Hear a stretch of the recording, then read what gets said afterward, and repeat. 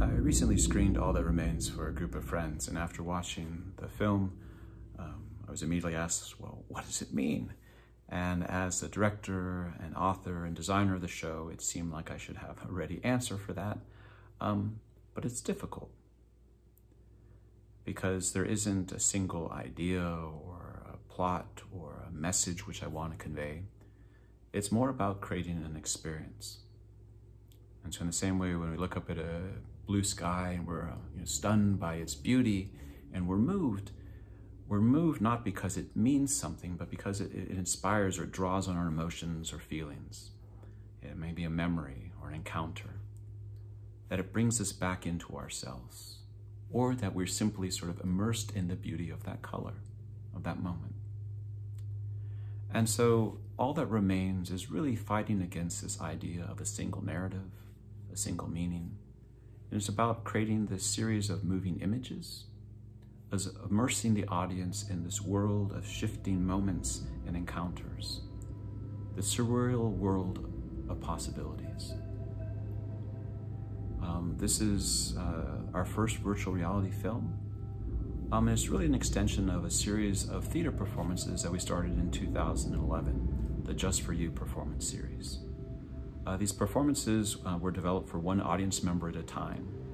And so we'd have 10 or 12 performers, sometimes these really massive, immersive sets for one person at a time. And there was something amazingly rewarding about this work, about shifting from performing for a large audience, or the actors are performing into the darkness, and performing specifically for the person in front of them, to make this connection with the audience, to see and be seen.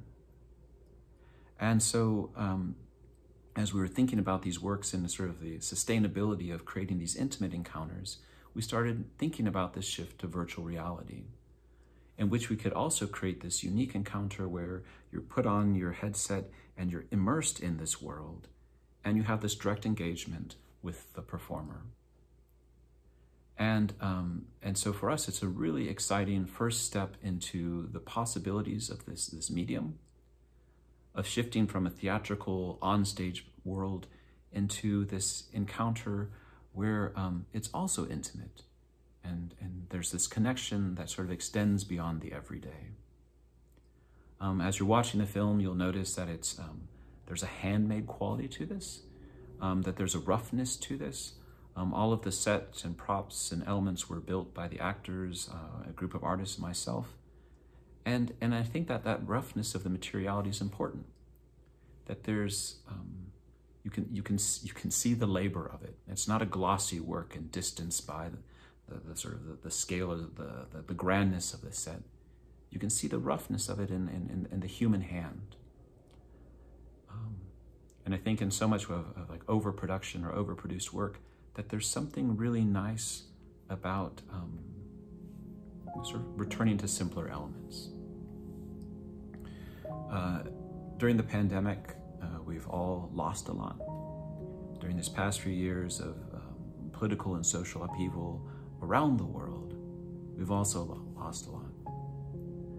And so I hope as you encounter this work, that you can open your heart, that you can open your spirit, and embrace all that remains.